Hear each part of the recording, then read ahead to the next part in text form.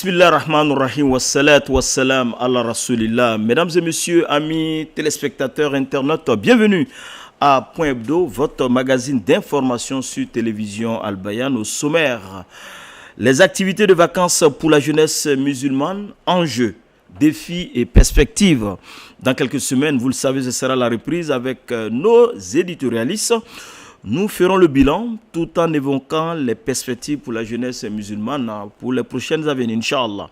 Ensuite, on parlera de l'orpaillage illégal, une menace réelle pour la santé, la paix et la sécurité. Un phénomène qui défraie la chronique actuellement car tous sommes en danger des effets de l'orpaillage illégal en même temps clandestin. Et enfin, restrictions sur les écrans et réseaux sociaux pour les jeunes dans certains pays européens, américains et asiatiques.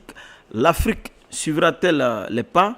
Le numérique, amis téléspectateurs, un couteau à double tranchant pour l'avenir de notre continent. Nos éditorialistes nous feront des propositions au cours de cette émission. Et pour en parler, je suis avec Mme Kalo Bakorob Diarasouba, gestionnaire de projet, analyse communautaire, chroniqueuse sur Al Bayan sous le nom de DBK. Assalamu alaikum wa rahmatullahi wa barakatuh. Wa alaikum salam wa rahmatullahi ta'ala barakatuh. Très heureux de vous recevoir sur ce plateau depuis le studio Cheikh Abaka Fofana. Merci beaucoup, c'est un plaisir partagé. Et par ailleurs, vous êtes très jeune habillé.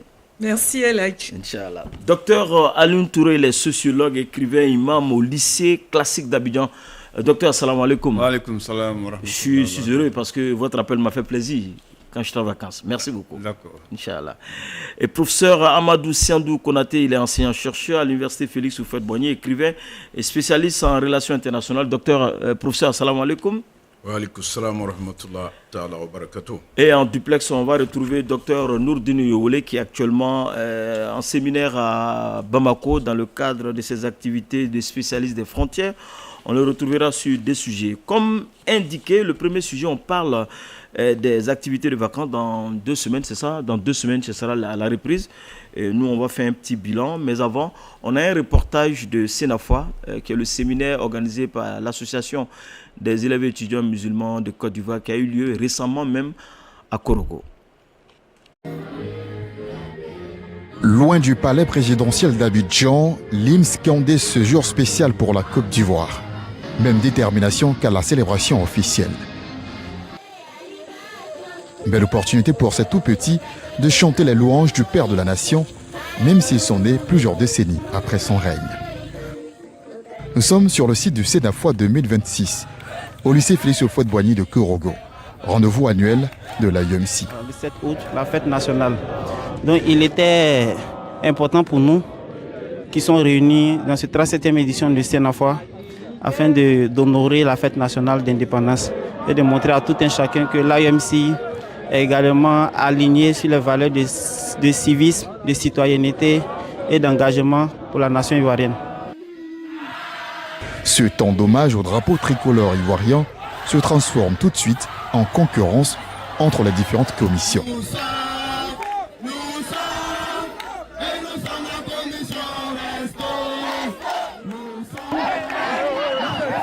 Spectacle pour les séminaristes.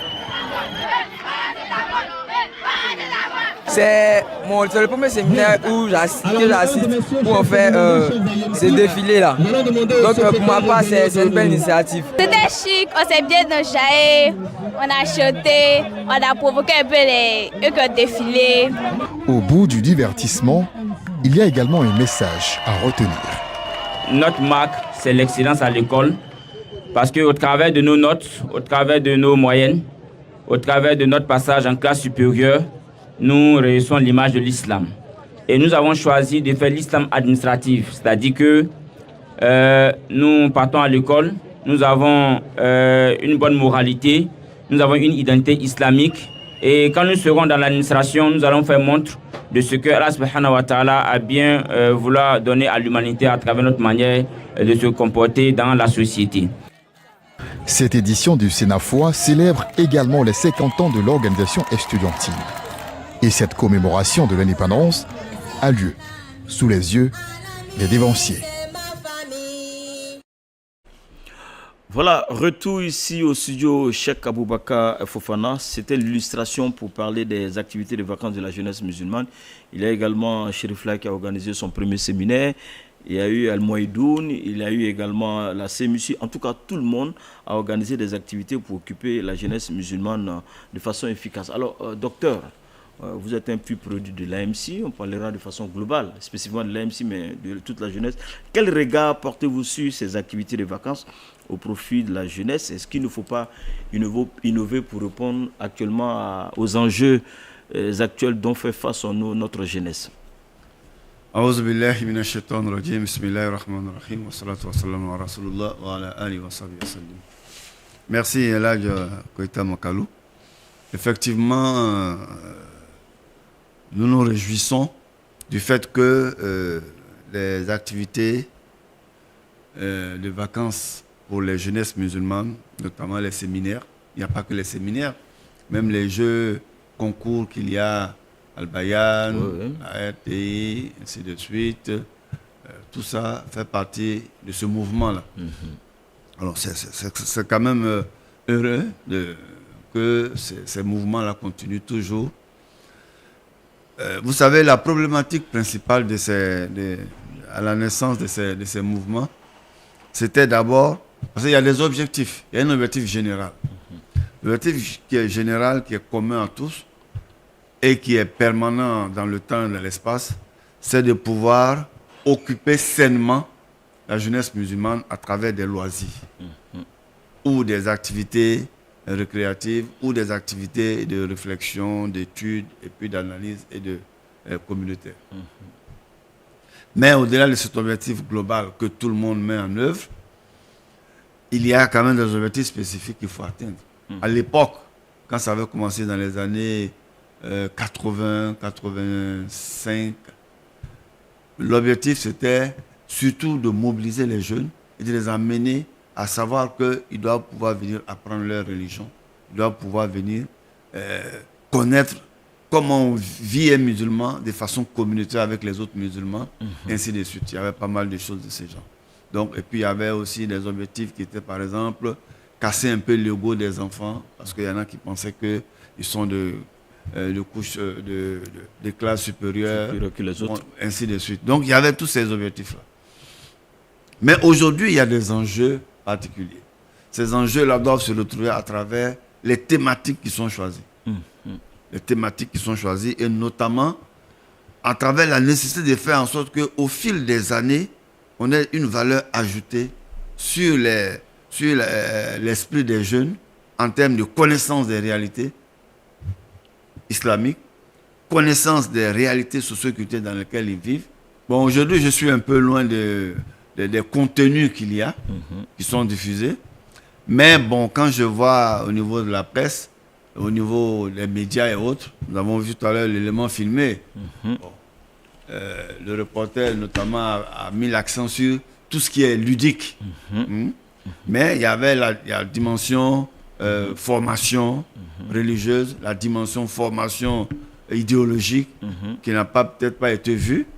Mais de façon générale, l'impression que j'ai, c'est qu'il y a une baisse au niveau de cet engagement-là. Les gens vont plus pour les aspects ludiques, ludiques, les aspects un peu fast, c'est-à-dire bon, voilà, on s'habille, on est très bien habillé, on fait ceci, on fait des jeux ou bien on va faire des concours pour être les meilleurs. Voici un peu des choses que je vois, mais je pense qu'on devrait travailler un peu plus sur le contenu. On reviendra vers vous. Alors, Adja Kalo, alors, votre regard, et puis, qu'est-ce que vous, pendant ces vacances, comme il a dit, il y a eu plusieurs aspects, il y a des organisations, nous-mêmes, Al-Bayan, on a organisé des activités. Félicitations à Korogo qui a remporté le Jardin des vacances mardi dernier, mais malheureusement, 48 heures après, le directeur est décédé.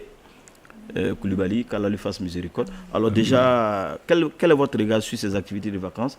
Est-ce que les enjeux actuels nous permettent de dire que ce que nous faisons sur le terrain, on répond un peu à ce que les jeunes doivent être demain? Merci beaucoup, Elhadj. Effectivement, il est important de pouvoir occuper sainement les enfants parce qu'après une année scolaire, il est important que les enfants puissent se reposer, qu'ils puissent s'occuper sainement. Et en s'occupant, quand on a la chance de joindre l'utile à l'agréable, je pense que c'est déjà très intéressant. Aujourd'hui, la communauté musulmane fait l'effort de ne pas rester en marge du processus parce que la formation spirituelle doit pouvoir aussi tenir compte de l'évolution de la société et de ses enjeux. Et à ce niveau, il est véritablement important qu'au-delà de la culture religieuse, que les enfants puissent comprendre que la religion repose aussi sur des comportements, sur une socialisation qui doivent leur permettre de pouvoir interagir au sein de leur communauté et prendre place par rapport aux défis et aux débats qui se font au sein de la communauté. Et aujourd'hui, avec ce type d'activité, les enfants doivent améliorer leur comportement à travers ces pratiques de bénévolat-là, qui leur permettent déjà de sortir de leur zone de confort, qui leur permettent de pouvoir prendre un peu plus confiance en eux et qui leur permettent surtout d'expérimenter les valeurs qui sont rattachées au leadership communautaire, parce que prendre des responsabilités au sein des organisations, diriger des projets, ce sont des compétences utiles qui peuvent les aider à se former, à s'informer et à se transformer pour demain in fine. Inch'Allah. Professeur, déjà, quel est votre regard, hein? Et deux, Dr Alioune a parlé d'idéologie. Comment transmettre cela à nos enfants pendant les vacances? Est-ce que cela est bien fait? Est-ce que cela est ordonné? Est-ce que cela respecte certains aspects pédagogiques pour qu'on ait des enfants prêts en empruntant le mot de leadership qui peut prendre notre place demain?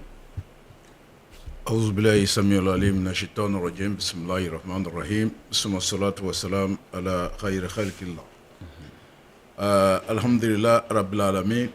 Je crois que mes prédécesseurs ici ont insisté beaucoup sur le fait que en ce moment de l'année et de la vie de nos enfants, il y a cette nécessité-là d'allier, n'est-ce pas, l'utile à l'agréable.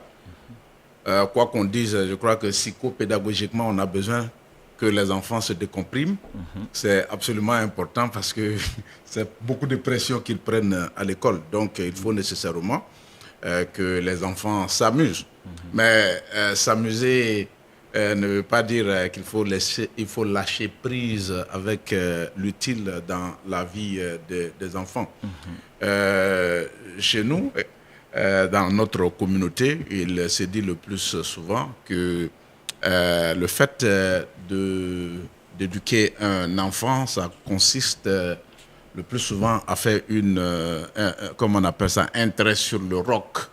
Et ça reste avec l'enfant le plus. Voilà, c'est à partir de ce moment on donne ces valeurs aux enfants.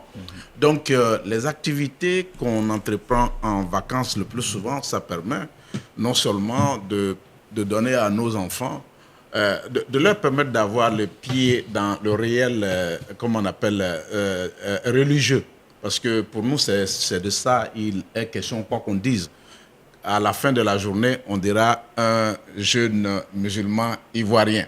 C'est pourquoi vers la fin, dans les activités qu'on organise, vous voyez très bien qu'on fait un peu de civisme pour que le jeune comprenne que, pour que le parent sache qu'il a une responsabilité vis-à-vis de l'enfant en termes d'éducation, pour que l'enfant sache que dans la responsabilité du père, qui le lie avec le père, il y a cette nécessité-là de faire en sorte qu'il sache qu'il est musulman. Et à la fin de la chaîne, il faut que l'enfant comprenne qu'on peut être musulman et être un bon citoyen. Je crois que c'est ce qu'on a vu ici à Korogo. Et j'ose espérer que cette cadence va être maintenue pour que nous ne soyons pas à la marge, n'est-ce pas, de ce qu'on appelle la contribution citoyenne ici en Côte d'Ivoire, parce que c'est de ça il est question. Il faut que lorsque les autres communautés se présentent devant la nation, où la nation les consacre, que nous puissions être consacrés. Et nous, on ne sera consacrés qu'à partir de l'élévation spirituelle, de l'élévation éducationnelle que nous aurons donnée à nos enfants. Donc, il faut bien saluer ce type, n'est-ce pas, de montre, n'est-ce pas, d'intégration dans la nation, et donc du fait de lier ou bien d'allier l'utile à l'agréable. En fait, je pense que le préalable à tout cela, c'est de faire en sorte qu'il y ait la mise en place de concertation, d'organisation concertée entre les différentes structures islamiques et chapeautée par la tutelle. On va dire les différentes tutelles, même si le COSIM en haut. Oui, le COSIM, d'accord. Chapeauté par le COSIM ou le CODIS et autres. Ouais. Alors, dans la mesure où tout ce que nous faisons doit être intégré à chaque niveau des structures islamiques, il faut qu'il y ait des actions concertées. Alors, si ce genre d'organisation est mise en place, des échanges, pour savoir comment faut-il structurer les loisirs pour les jeunesses musulmanes. Et il faut cibler des tranches d'âge également. Parce qu'on ne peut pas prendre les adolescents et les mettre avec des jeunes qui ont autour de 15-17 ans. C'est ça. Ainsi de suite. Donc il faudra classifier, il faudra stratifier. Alors, quand ces structures sont mises en place, on pourrait maintenant échanger. Moi, personnellement, dans mes analyses de la situation de la communauté, j'estime que aujourd'hui, les jeunes musulmans, ou en tout cas les communautés musulmanes en Côte d'Ivoire, sont passés un cran au-dessus de la question du culte. On peut toujours revenir là-dessus, mais de façon générale, avec tout ce qui s'est fait à Al-Bayan, on voit des enfants qui prient, qui apprennent aux enfants à prier également. On voit beaucoup de prêches sur ces questions. Je pense que un enfant, au moment où il atteint 10, 12 ans, en plus de tout ce qui se passe au niveau de la mosquée dans les communautés, ils ont quand même le minimum pour la prière et tout ça. Alors, maintenant, il s'agit de voir le projet islamique. Le projet islamique. Et c'est là que nous sentons qu'il y a beaucoup de choses à voir. Notamment les questions, les questions spécifiques telles que la zakat, par exemple. Qu'est-ce que la zakat? À quoi sert-elle? Quel est le principe qui est derrière la zakat et quel est son objectif dans la société? Comment ça doit transformer la société? Et comment faut-il gérer la zakat? Vous voyez, on ne se limite pas à dire, bon, écoutez, faites la zakat. Non. Quand on montre à la personne que la zakat, en fait, c'est le point central de toute l'économie fondée sur la communauté musulmane, on voit les questions de redistribution, de résolution des questions de pauvreté, les questions de mendicité et autres. On voit que ça devient une autre dimension. Donc, voici une autre perspective. Et puis, pour terminer, si vous voulez, on va rentrer dans les questions idéologiques. Un musulman, comment doit-il se comporter dans une société laïque? Et qu'est-ce qu'il doit apporter? Quelle doit être sa contribution pour montrer dans ces genres de sociétés laïques qu'il a une valeur ajoutée pour le pays. Inch'Allah. En tout cas, on aura suffisamment le temps pour en parler. Mais on va rapidement aborder le deuxième sujet qui est très important. L'orpaillage illégal, une menace réelle pour la santé, la paix et la sécurité nationale et sous-régionale. On va écouter ce que les Ivoiriens en pensent. On a fait un micro-trottoir à Abidjan et à Bouna parce que c'est une zone également fertile de l'orpaillage, avant de permettre à DBK de réagir. Le micro-trottoir, et après on va suivre également la réaction de Nourdine. Malheureusement, on n'a pas pu avoir l'élément, mais pour l'orpaillage, on l'aura Inch'Allah. C'est parti. Ça a un impact négatif non seulement sur l'économie, parce que les enfants refusent de travailler, ça c'est un des deux, et surtout sur la morale.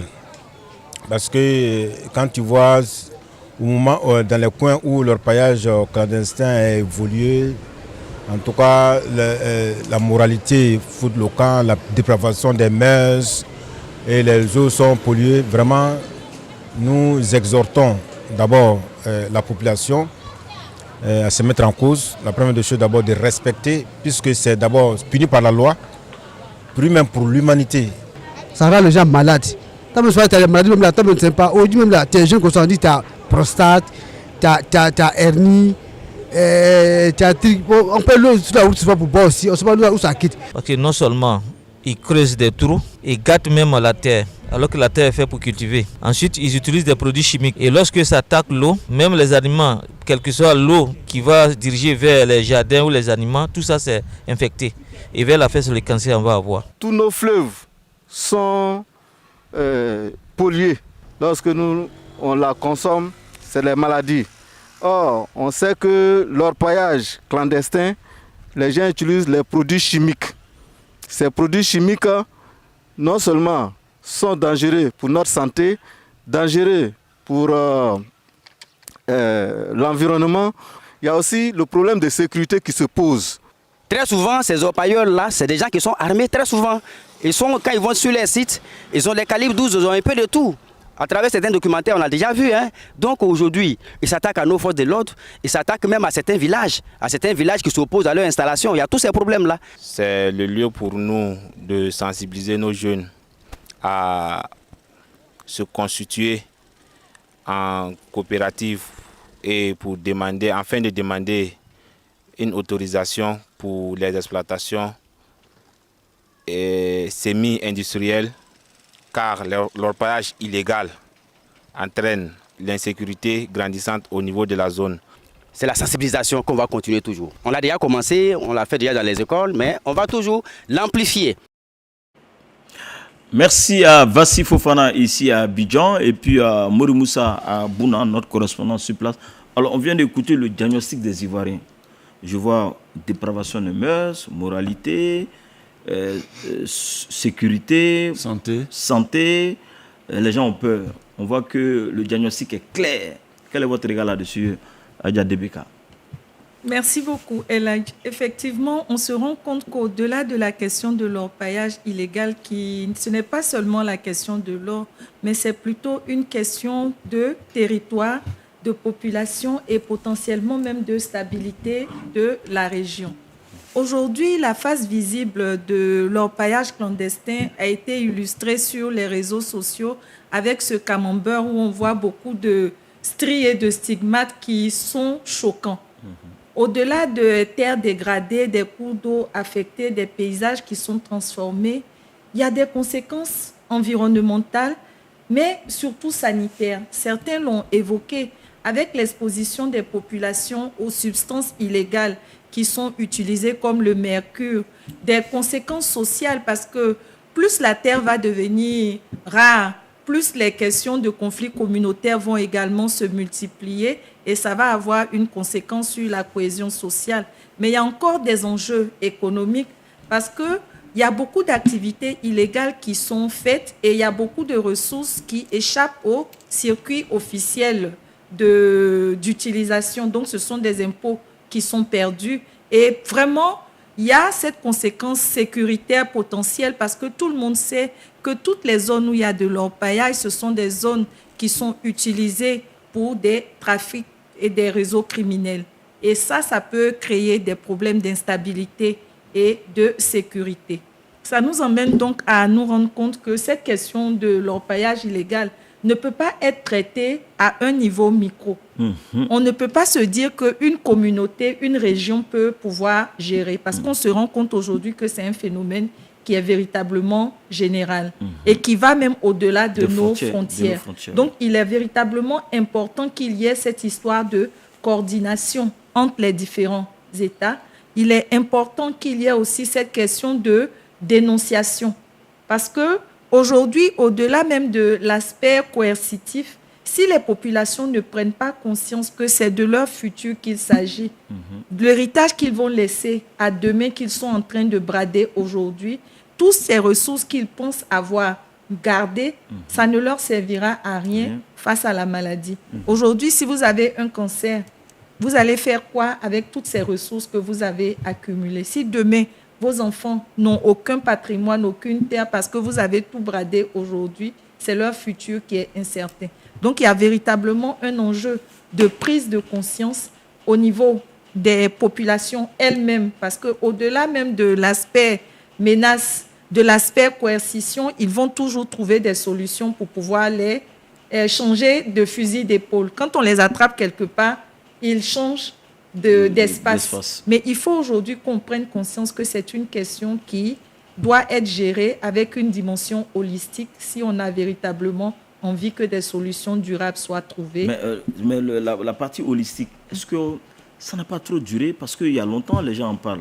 Que, attention, on a un certain sursaut actuellement pour dire qu'il faut passer maintenant sur la phase répressive. En fait, aujourd'hui, c'est un peu le visage de la société. Aujourd'hui, tout le monde a peur parce qu'on est en train de voir les effets et les conséquences. Mais cette peur-là, si on ne capitalise pas sur la peur, pour que ça devienne véritablement une prise de conscience et une transformation durable, même si vous sanctionnez et puis qu'il n'y a pas de solutions économiques qui sont proposées à cette oisiveté, les gens vont juste changer de fusil d'épaule. Ils vont retransformer parce que ça devient comme un serpent à plusieurs têtes. Quand vous lui coupez une tête, l'autre tête va repousser, malheureusement. Alors, professeur, on voit que l'orpaillage illégal ressemble un peu au terrorisme. Parce qu'autour de nos pays qui connaissent ce fléau-là, on a l'impression que les gens, comme l'a dit DPK, ça a plusieurs têtes. Est-ce que le danger, le danger est tellement réel qu'il faut une coordination sous-régionale, on va dire même au niveau même africain?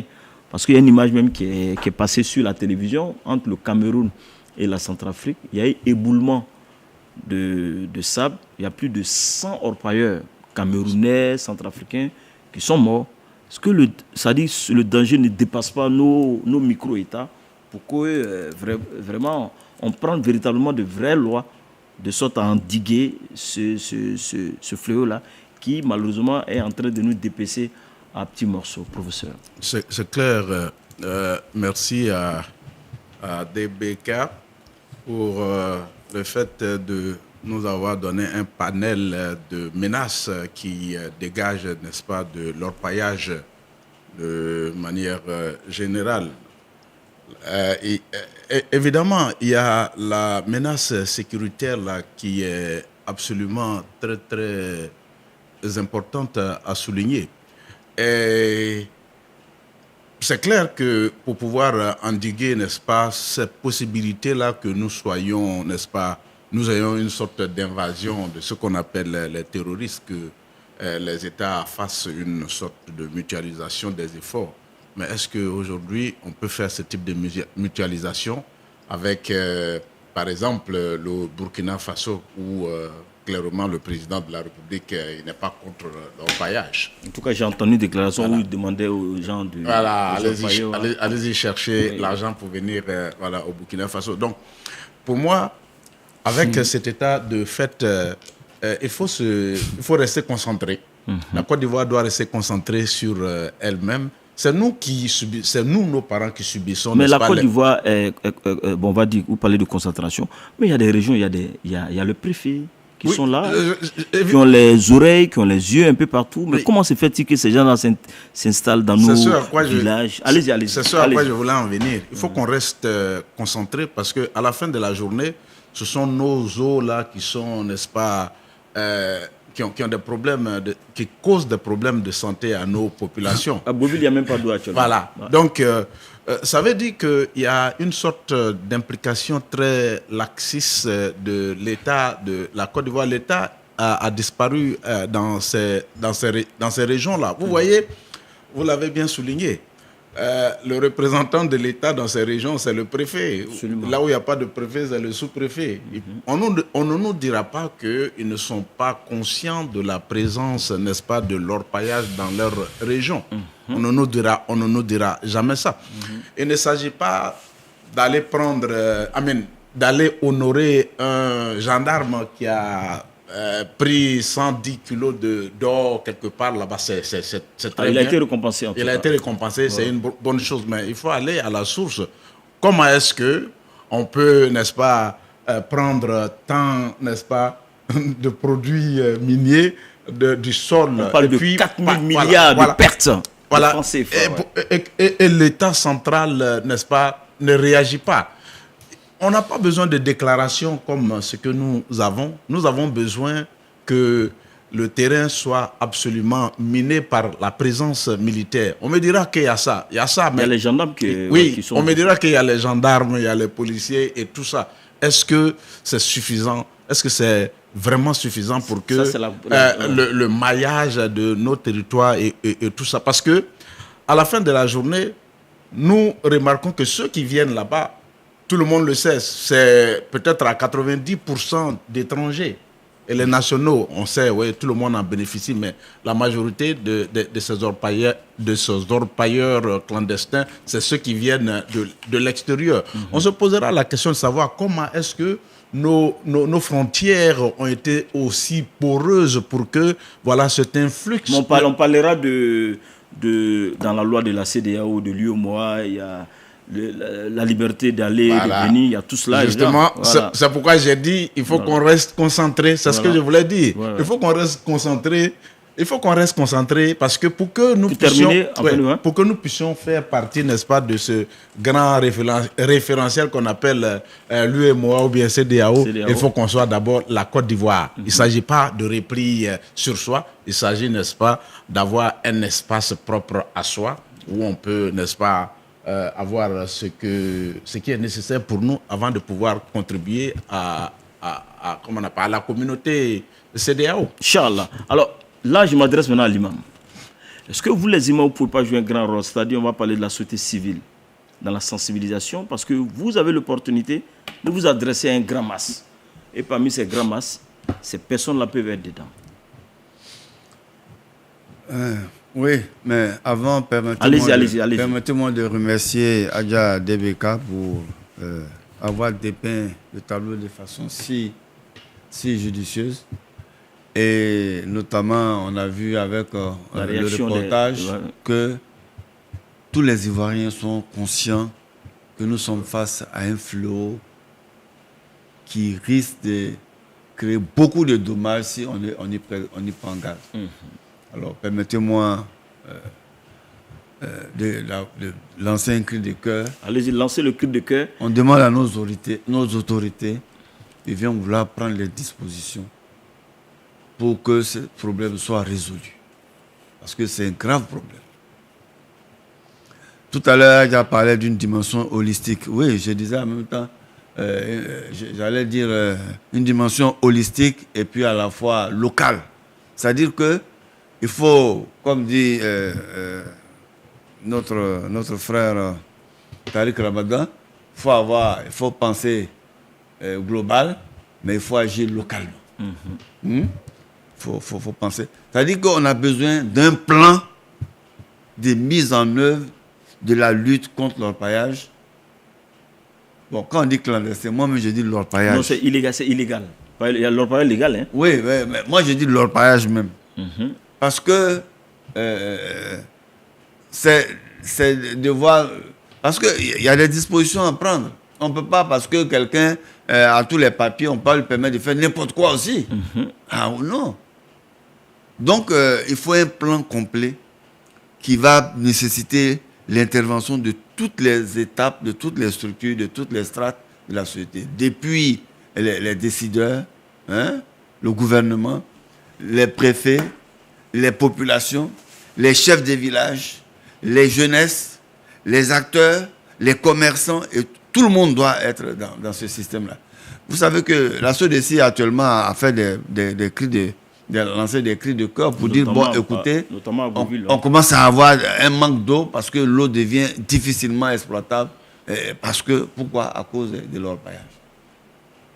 Et si on y prend garde, je pense que Adia a déjà tout dit. Si on y prend garde, ça peut être source de conflits intercommunautaires du genre comme ce qu'on voit à Kivu et ce qu'on voit à Goma. Voilà, à Goma dans les luttes oui, parce que toutes ces luttes-là, on dit M23 ou quoi, et puis... C'est le sous-sol, hein? Oui, mais bien sûr, c'est les ressources qui sont dans le sous-sol. Et le président, le père de la nation, Félix Houphouët-Boigny, il avait cette méthodologie-là de faire en sorte que il dit que notre richesse, c'est l'agriculture, mais il savait bien qu'il y avait des ressources minières. Mais il voulait orienter l'esprit des Ivoiriens vers le travail et autres. Inch'Allah, on va prendre Nourdine. Maintenant, donc, terminer. Allez-y. Non, les solutions, les propositions générales, bon, je peux terminer. Allez-y, terminez. Donc, moi, je pense que d'abord, il y a des études qui ont été faites et les gens ont fait des bonnes propositions. Ces propositions sont mais je retiens deux de ces propositions. La première, c'est de faire en sorte que il y ait une responsabilisation des communautés à travers les chefs de village qui, eux, devront être responsables. Si on installe quelqu'un, ils doivent être responsables. Parce que, évidemment, si on a mis dans la Constitution le chef et roi de Côte d'Ivoire, la chambre des rois, mais il faut bien que ils jouent leur rôle. Voilà. Que Dieu nous aide. Je n'ai pas dit tout ça, mais c'est ce que... Bon, d'accord. Je crois que l'imam allait nous parler de la moralisation de ces chefs-là. Oui, c'est responsable également. Il n'y a pas de problème. On peut faire la sensibilisation. Mais la sensibilisation doit être accompagnée d'un certain nombre de choses. C'est ce que je suis en train de dire. Parce que l'argent, le gain facile d'argent, là, les populations sont sensibles à ça. Vous dites non, n'allez pas, ne le faites pas, mais le gars il se rend compte que son café, son cacao là, on ne lui paye pas ça bien. Alors que là où se trouve même sa plantation de café là, s'il creuse, il a de l'or, on lui donne l'argent sur place. Que Dieu nous aide. On comprend déjà, ça c'est en français facile. On va écouter en quelques minutes la réaction de Nourdine depuis Bamako, avant de permettre à DBK de conclure ce chapitre là. On va sur Nourdine. Alors sur la question de l'orpaillage, comme vous le savez, depuis un certain nombre d'années, nos autorités quand même ont fermé un peu l'œil sur cette activité qui se localisait à quelques endroits. Et ces dernières années, vraiment, ça a pris l'ampleur au point de menacer la survie de nos populations parce que nos eaux sont très polluées et beaucoup de terres ont été détruites. Ce qui menace même, j'allais dire, l'agriculture de subsistance. Et donc, Dieu merci que nos autorités ont décidé depuis ces derniers jours vraiment de mener une lutte sans pitié contre les orpailleurs. Et ça, c'est une très bonne chose. Mais en même temps, il faut dire qu'au-delà de tout, il y a la responsabilité aussi des populations, parce que c'est les chefs terriens qui cèdent les terres. C'est aussi la responsabilité des populations qui sont un peu indifférentes quand même devant la destruction de leurs biens fonciers. Donc il faut que tout le monde conjugue ses efforts pour pouvoir lutter contre l'orpaillage. Et je pense que c'est cette conjugaison des efforts qui va me permettre vraiment de mettre fin à cette activité qui menace vraiment véritablement la population. Une ville comme Marabouville, c'est un exemple parmi tant d'autres, la SODECI a dû y interrompre le traitement des eaux parce que la Ngebi a été contaminée. Et on ne pouvait pas, la SODECI ne pouvait pas se permettre de fournir de l'eau potable à nos populations. Mais en même temps, c'est une activité rentable. Donc il faut que l'État essaie d'encadrer cette activité. Il y a déjà le ministère en charge des mines qui le fait, mais je pense qu'il faut être plus offensif. Il faut que dorénavant, dans nos lycées techniques et puis dans les centres de services qui sont créés, qu'on puisse inscrire la formation à l'activité minière. Alors, ça sont les propositions de Dr Nourdine, c'est-à-dire formation. On va faire un tour de table, on va lui permettre à Adja de réagir. Alors, quelles sont les propositions? Parce que l'État aussi nous écoute. C'est vrai que le Conseil national de sécurité a beaucoup siégé. Peut-être des solutions qui n'ont pas pu venir de nous également. Allez-y. Je crois que Adja l'a dit tantôt, il faut voir ça de façon globale.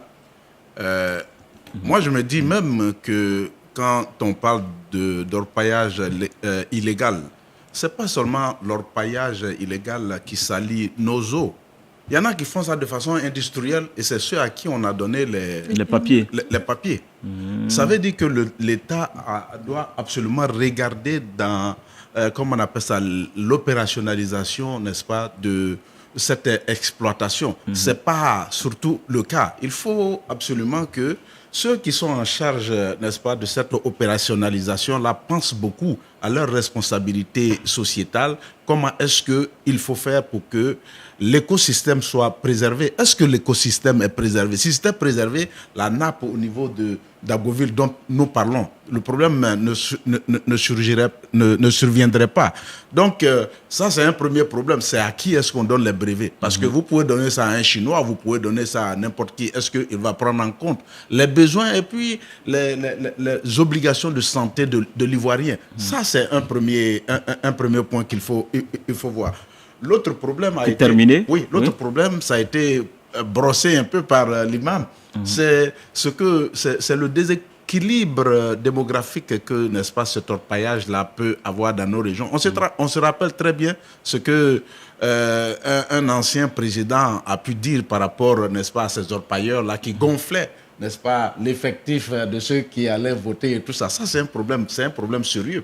Est-ce que l'État essaie de voir l'ampleur, n'est-ce pas, de tout cela pour agir avant qu'il ne soit trop tard? C'est ça qui est la question. Inch'Allah. Imam, vos propositions, avant de permettre à Dia de conclure, exceptionnellement à cause du sujet, on a augmenté le temps, avec la permission de mon réalisateur Hassan Traoré. Ok, d'accord. En tout cas, on a besoin de ça parce que ce sujet, il est vraiment grave.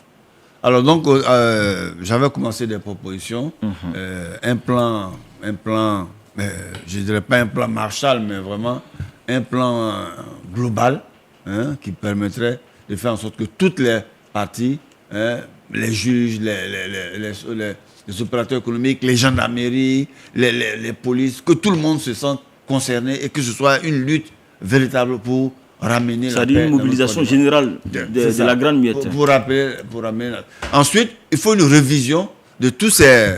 comme il disait tout à l'heure... Le code minier. Oui, comme le professeur disait tout à l'heure, il faut une révision de tous ces agréments qui ont été... On va dire le code minier, la révision du code minier où se trouvent le code minier, il est là. Oui. Mais il faut maintenant une révision de tous les opérateurs qui sont sur le terrain et qui...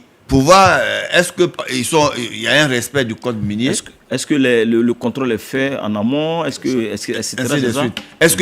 les dispositions, j'allais dire, qui sont pour prévenir les atteintes à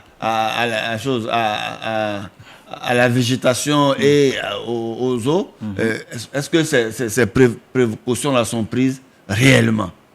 Bon. Et puis il y a un autre aspect aussi. C'était de voir parce qu'on ne peut pas permettre il suffit qu'on sente qu'il y a 2 ou 3 petits kilos d'or quelque part, à l'épave on commence à creuser. Non, il faut voir ça fait partie quand même des choses, des actions de prospective ou de choses.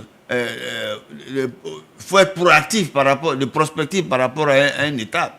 Si on sent que... Parce qu'on a beaucoup de petites zones où se passe l'orpaillage. Mais en fait, certaines études montrent que dans ces zones-là, il n'y a pratiquement pas grand-chose. Que Dieu nous aide, Inch'Allah. Donc là, on dit que c'est interdit. Parce que ce qui va être extrait, même si c'est mis dans les caisses de l'État, c'est moindre par rapport aux dégâts que ça va faire.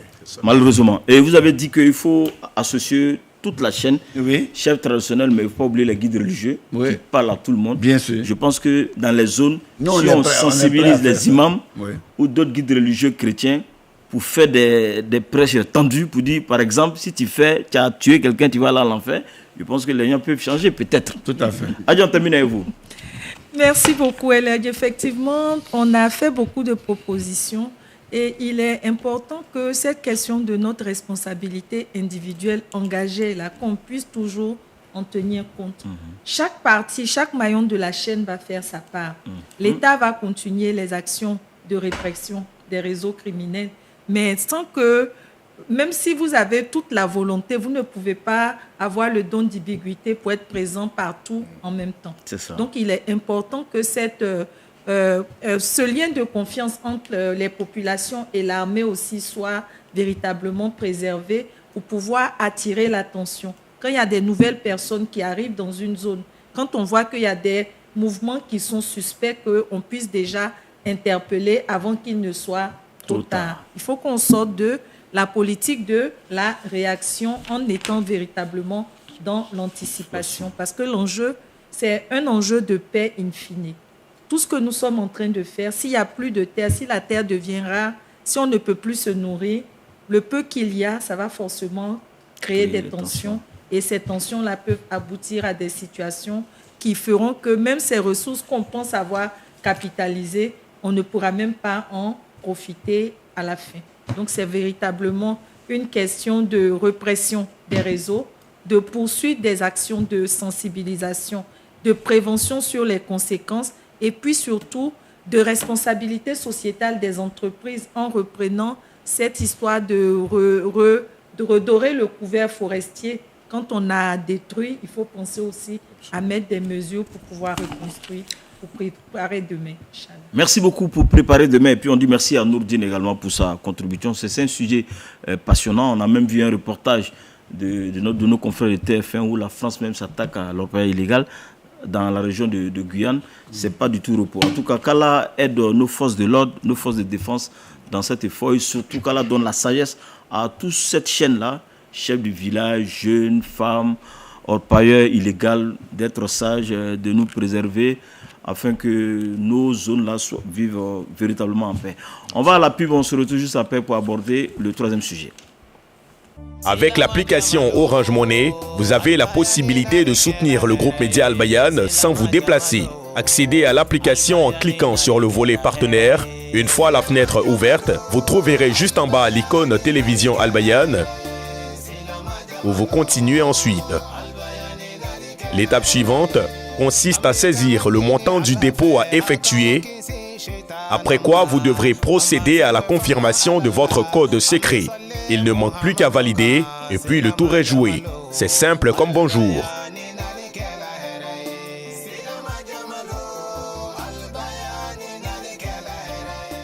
Retour ici au studio Cheikh Aboubakar Fofana. Vous l'avez constaté, on a duré sur l'orpaillage illégal parce que c'est l'actualité actuellement qui défraie la chronique avec ses conséquences négatives. On aborde le troisième sujet, restrictions sur les écrans et réseaux sociaux pour les jeunes dans certains pays asiatiques, européens et américains.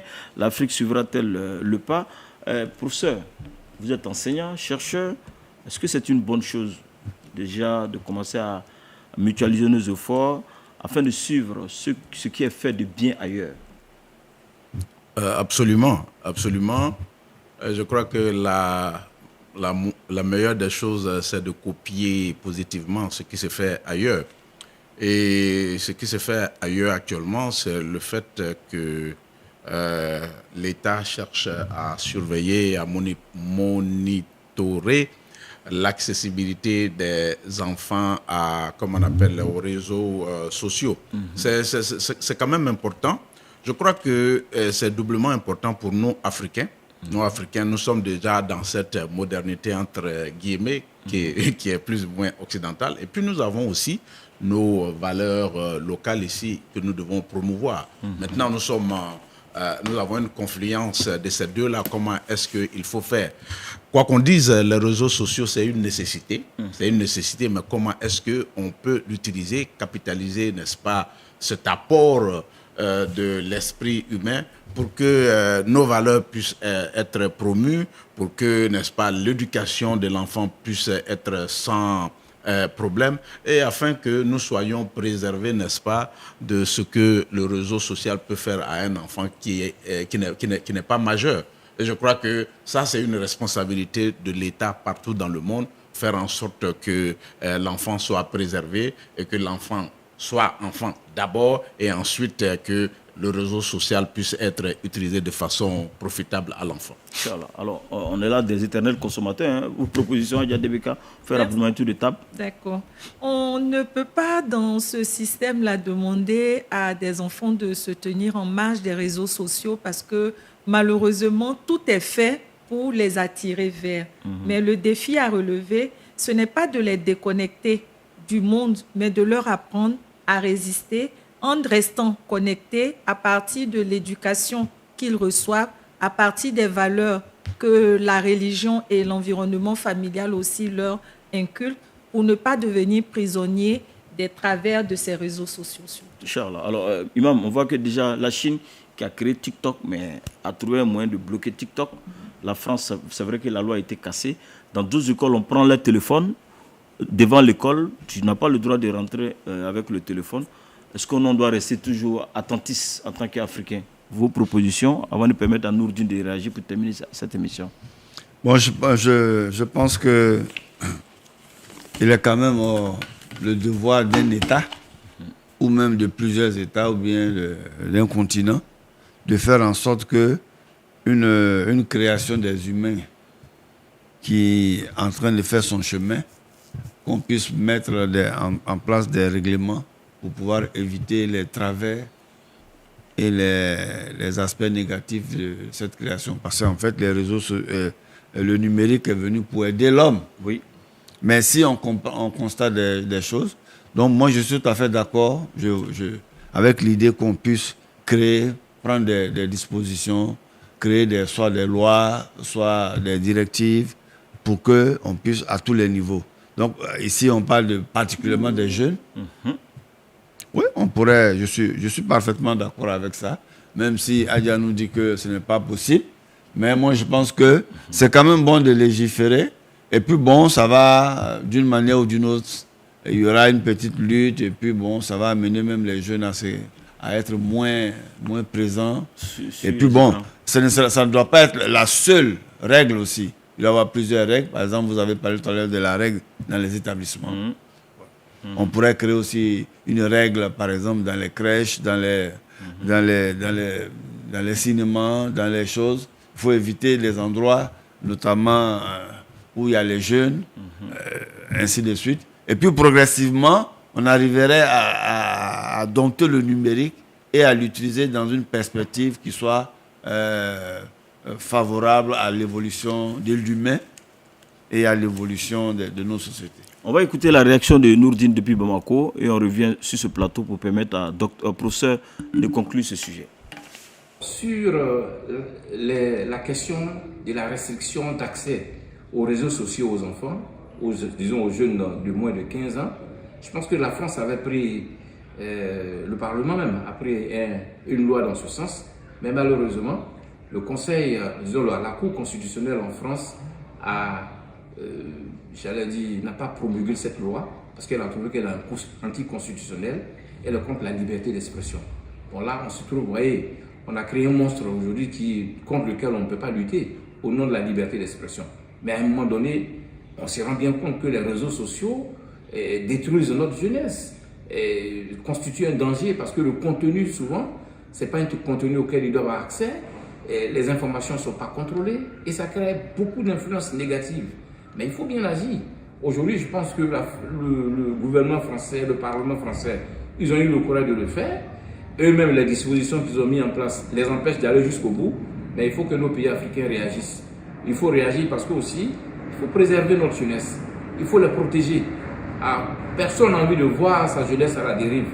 Donc c'est un appel à l'endroit de nos pays, surtout en Côte d'Ivoire, que nos parlements soient à l'initiative des lois qui vont permettre d'interdire l'accès aux réseaux sociaux aux jeunes de moins de 15 ans, par exemple. Alors, ce sont ces propositions. Pour terminer avec vous, vous êtes enseignant. Est-ce qu'on peut bloquer, on peut prendre des lois dures pour réguler les réseaux sociaux au niveau de nos pays respectifs, notamment de la Côte d'Ivoire, aux plus jeunes, pour terminer? Bien entendu, vous voyez, ce qui pose le problème avec, comme on appelle actuellement la loi en France, c'est qu'il y a des considérations de liberté d'expression et autres. Nous sommes dans des contextes différents. Il faut prendre des mesures différentes et des mesures contextualisées. Les réseaux, ça fait partie du développement humain, ça fait partie, n'est-ce pas, de la civilisation et de la culture de l'individu. Mais cette culture-là ne doit pas nous ramener à l'état naturel. Il faut que ce soit clair. Et pour que cela puisse se faire, il faut que l'État prenne ses responsabilités. La Chine a pris ses responsabilités, ça marche. Je sais que c'est demander à l'État de se caporaliser et tout ça, mais à un moment donné, il faut prendre des décisions courageuses et je crois que c'est le moment. Inch'Allah. Merci beaucoup, professeur. Je rappelle que vous êtes enseignant-chercheur à l'université Félix Houphouët-Boigny. Merci encore pour vos expertises et vos analyses. Merci à Dr Aliou Touré, il est imam à la mosquée du lycée classique d'Abidjan, écrivain bientôt le second livre sur le chèque, Inch'Allah, et puis il est sociologue également de formation. Merci à DBK, elle est gestionnaire de projets, analyse communautaire et chroniqueuse sur Al-Bayan, la radio, sur le nom de DBK. Merci beaucoup. Merci à vous, merci à tous nos téléspectateurs et internautes. Merci également à Nourdine Oyowole depuis Bamako pour ses analyses. Cette émission a été réalisée de main de maître par Hassan Traoré Metogra et préparée par Soumaoro Kanate Doumia et mademoiselle Ouedraogo. Excellent sur le programme. Wassalamu alaikum wa rahmatullahi wa barakatuh. Wa alaikum salam wa rahmatullahi wa barakatuh.